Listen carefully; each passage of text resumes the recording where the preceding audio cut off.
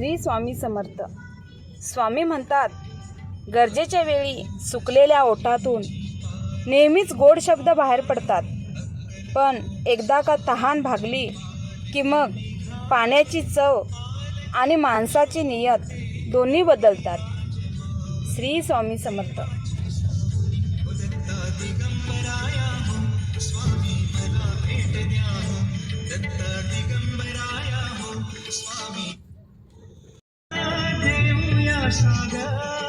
स्वामींच्या कृपेचा येतो पडसाद.